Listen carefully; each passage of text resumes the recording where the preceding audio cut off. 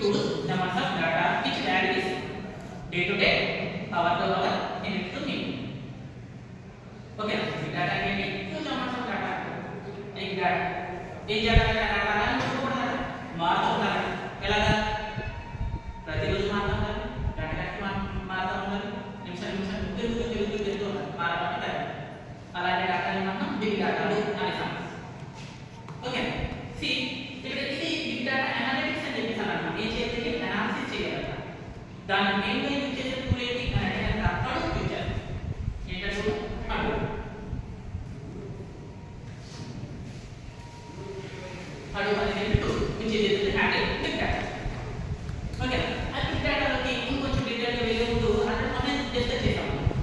పైన ఓకే అది నేను డిస్కస్ అసలు big data ఎలా వచ్చింది? ఏంటి అవసరం అదే కదా మనకు తెలుసుకోవాలి. సో బేసిక్స్ చూద్దాం. ఆల్రెడీ మనం చెప్పాను ఇనేషియల్ లో చెప్పాము ఫీల్డ్ అంటే ఏంటి? ఒక ఫీల్డ్ అంట. సరే ఇప్పుడు ఏం చెప్తాను? గుడ్ ఆకాశ గుడ్ ఓకే అంతే ఆకాశ క్యారెక్టర్.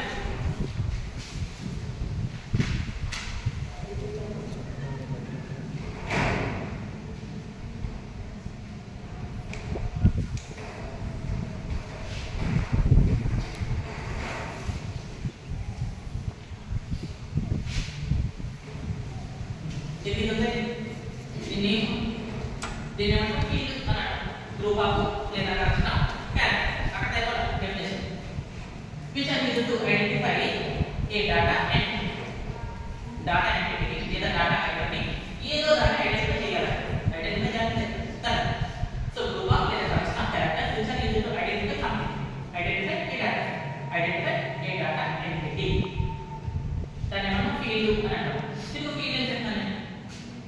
సపోజ్ మన దగ్గర 45 సంథింగ్ ఏదో 10 ఓకే నేమ్ వచ్చేసి ఏదో రాజా క్లాస్ ఏడి అడ్రస్ వచ్చేసి ఏడి 45 రాజా కాబట్టి రోజా